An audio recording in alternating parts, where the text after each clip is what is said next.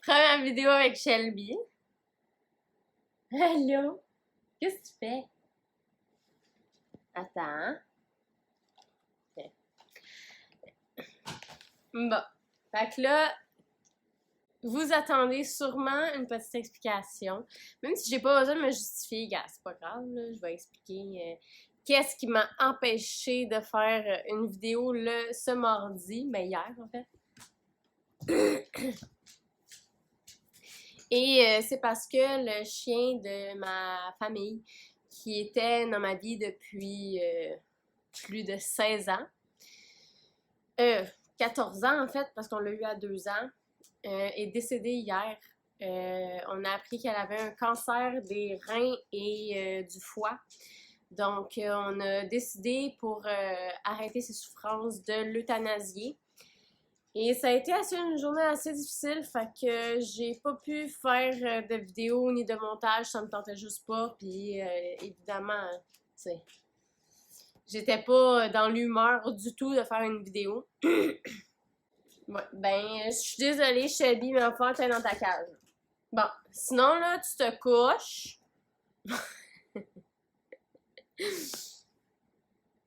Et tu ne liches pas mes notes de fossé, te plaît. Comme je disais aujourd'hui, c'est ça, j'étais supposée filmer la vidéo de Nicholas Cruz, mais ça me prend plus de temps que d'habitude. Fait que j'ai décidé à la place, pour retenir mon cours d'aujourd'hui sur la santé mentale, pourquoi ne pas vous faire une petite vidéo sur la santé mentale. Et je voulais en particulier parler du DSM, parce que c'est quand même une base en santé mentale, parce que, tu sais, ça regroupe absolument tout là-dedans. Donc, on va commencer.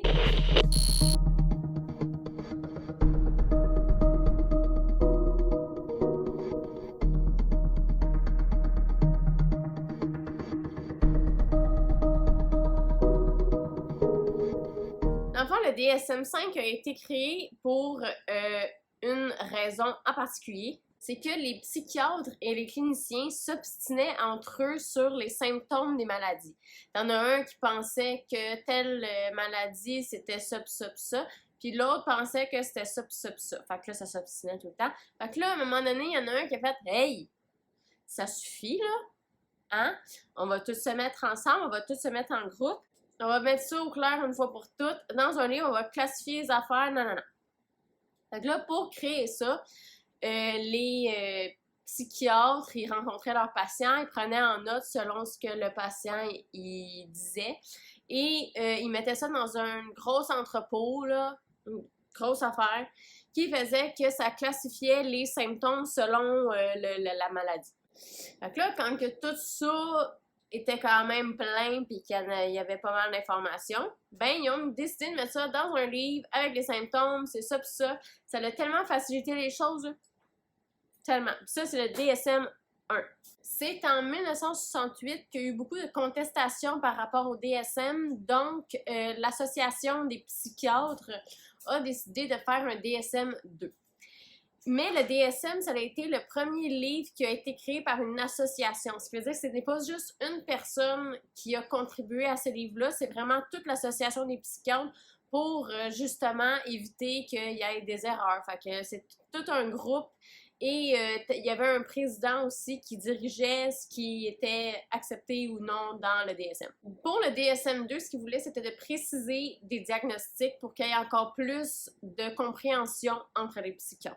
La seule affaire, c'était que la psychiatrie était vraiment mal vue dans ce temps-là parce que les traitements avaient plutôt l'air de torture qu'autre chose. Comme par exemple l'insulinothérapie qui a été mise au point par Manfred Sakel en 1927. Ça permettait aux diabétiques de mieux gérer leur diabète. Le Sakel, lui, ce qu'il avait découvert, c'est qu'en augmentant les doses d'insuline, on provoquait des comas diabétiques chez les schizophrènes agités. Mais il y a des doses que c'était tellement intense que ça pouvait provoquer la mort. Sinon, des conditions physiques qui handicapaient l'individu jusqu'à la fin de ses jours. Fait que, tu sais, c'était vraiment mal fait, là. Il y avait aussi les électrochocs, comme dans ma vidéo avec Harry Harlow, qui avait déjà participé à justement des sessions d'électrochocs pour guérir sa dépression.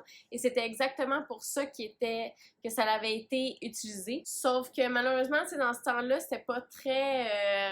il y avait pas beaucoup de connaissances dans les électrochocs. Alors, ça faisait que les corps, ils bougeaient de convulsions, là. Fait que des fois, il y a des patients qui sortaient de là avec des os cassés, qui perdaient l'usage de leurs membres. Fait que c'était vraiment intense. Et même aujourd'hui, c'est encore pratiqué, sauf que c'est super bien encadré. Les électrocutions sont plus faibles. Les patients sont sous sédation, ce qui fait que le corps ne bouge pas. Donc, tu sais, ça guérit vraiment certaines choses. C'est juste que dans le temps, c'était pratiqué pas de la super bonne façon. Il y a aussi eu la lobotomie qui s'agissait de prélever de la substance blanche dans les lobes frontaux des patients en passant par les orbites oculaires. Je vous laisse imaginer. Sauf que c'est pas super bon par contre parce que la substance blanche fait que tu as une meilleure analyse. La substance blanche fait en sorte que tu as plus de coco, là. T'sais. Et malheureusement, dans la mauvaise pratique de cette maladie, il y a des gens qui sont même décédés ou qui sont devenus végétatifs, là, des légumes. Là. Mais bref, ça, c'était les traitements un petit peu inhumains de ce temps-là. Je pense que je vais faire une autre vidéo pour les expliquer plus en détail, savoir c'est qui a parti ça, non, mais là, je veux vraiment juste vous expliquer le DSM. Fait que c'est ça.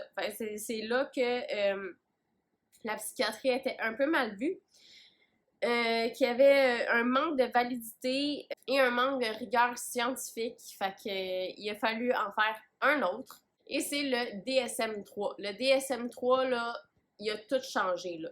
C'était divisé en catégories. Il y avait différents actes. Dans le fond, tu as l'acte 1 qui était tous les troubles aigus, tous les troubles psychiatriques, genre très élevés. C'était comme la schizophrénie, les troubles psychotiques, les troubles de l'humeur, les troubles de l'anxiété, etc. C'est tous les troubles psychiatriques qui nécessitaient une médication ou une hospitalisation. Ensuite de ça, l'axe 2, les troubles chroniques comme les troubles de la personnalité, les retards mentaux, tous les troubles qui sont développés par rapport à l'environnement où est-ce que tu grandis. Ensuite, l'axe 3, c'est tous les troubles psychologiques qui sont causés par un trouble physique. Donc, la maladie du Parkinson, il y a des fois où est-ce que ça peut même jouer dans ta tête, cette maladie-là. C'est ça, c'est toutes les maladies physiques qui jouent aussi dans le cerveau, là, dans le psychologique. L'acte 4, ça illustrait tout ce qui... tous les troubles qui étaient causés par un traumatisme, comme un deuil, la pauvreté, des fois, mettons la dépression, ça peut être causé à cause de la pauvreté. Je peux vous en... vous en dire l'expérience, mais tu sais, il y en a que ça devient vraiment une maladie chronique, là, cette affaire-là. Bref, tout ce qui est causé par un traumatisme, genre voir un cadavre. T'sais, c'est sûr que ça te traumatise. Ben, c'est ça, c'est tous ces types de troubles-là.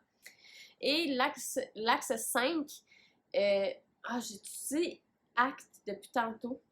C'est axe. C'est axe. Mais bon, bref.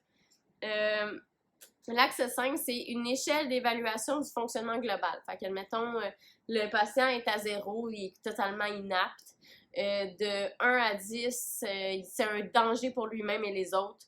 De 11 à 20, ça signifie que c'est un danger pour lui-même, mais moins pire que de 1 à 10. Bref, en montant, pis si t'es dans le 90-100, ben genre t'es totalement comme normal, puis t'es capable de fonctionner comme un être humain, là, tu sais. Bref, le DSM-3, il a apporté tout un changement là, dans la psychiatrie. Ce qui a changé, par exemple, dans le DSM-4, il y a eu le même système d'axe, sauf que dans le DSM-5, il n'y en a pas eu. Le DSM-4, bien sûr, c'est encore plus de précision sur les diagnostics, mais c'était pas plus différent que le DSM-3, c'était juste pour apporter encore plus de détails. Le DSM-5, ça en a apporté de la controverse, je peux vous dire. Pourquoi? Parce que le DSM-5, il a été subventionné par des compagnies pharmaceutiques. Fait que de ce fait, il fallait encore plus mettre de diagnostics parce qu'il était subventionné. Fait qu'il fallait rentabiliser l'argent qui était donné. Fait que là, ils ont rajouté plein d'affaires, sauf qu'il y a des affaires là-dedans que c'est quasiment normal, tu sais. Le deuil dans la famille proche, ben c'est sûr que ça va te causer une dépression, mais tu sais, si tu ne vis pas de deuil dans ta vie, il y a un problème, tu sais. Si t'as envie des deuils, c'est quasiment normal. Les SPM qui sont là-dedans, qui est totalement normal chez les femmes. Toutes les femmes ont des SPM. Ben, en fait, j'imagine, parce que c'est des symptômes juste qui font partie du cycle menstruel. Mais bref, c'est là-dedans, genre.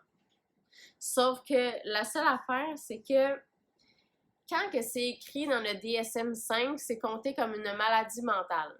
Donc, qui peut être subventionnée par le gouvernement. C'est le problème.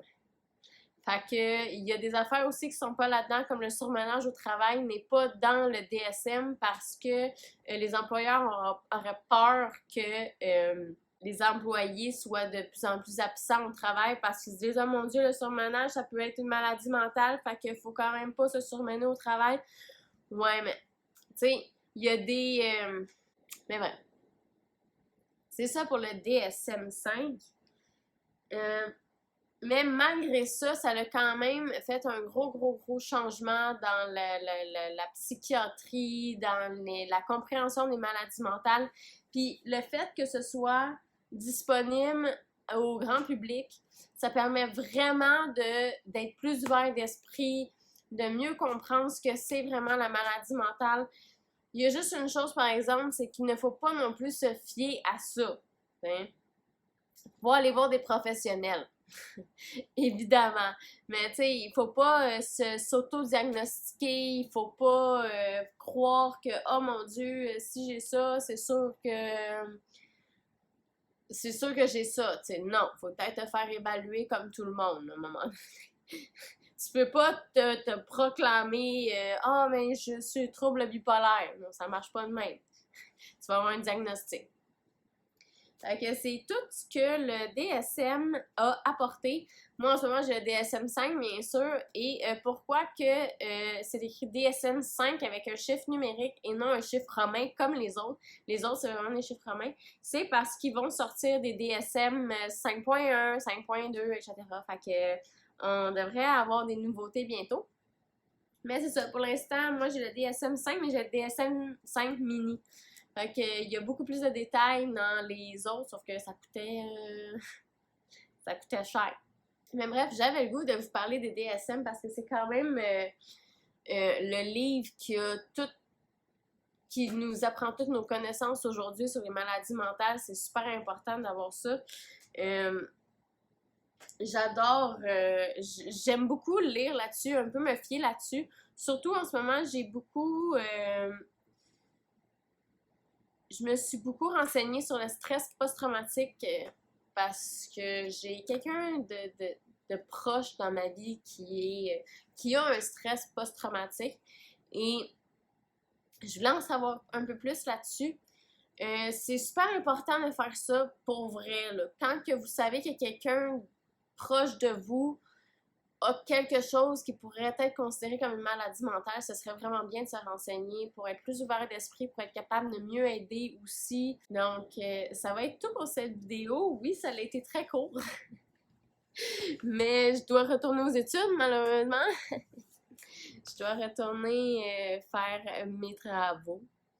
Donc, j'avais juste quelques minutes, puis comme hier, je l'ai pas faite, ben, j'avais pas beaucoup de temps pour aujourd'hui. Si vous voulez avoir le même... je pense que je l'ai eu à 50$ sur Amazon, le DSM-5 mini. Ça décrit pas mal juste les symptômes, fait que, tu sais, c'est une petite base, là, c'est pas... Vous êtes pas obligé d'avoir le gros DSM de 900 pages, tu sais. Celui-là, il est quoi? Il est 400 pages à peu près, genre 350? Ouais, 350 pages, c'est comme, c'est en masse, là, pour avoir un petit...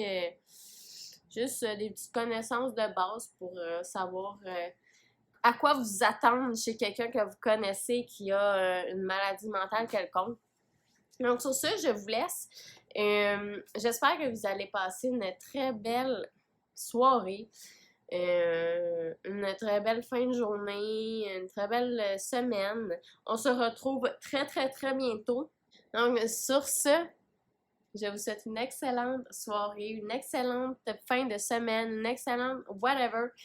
Et je vous retrouve cette semaine pour une autre vidéo et je retourne à ma maladie mentale. Ciao!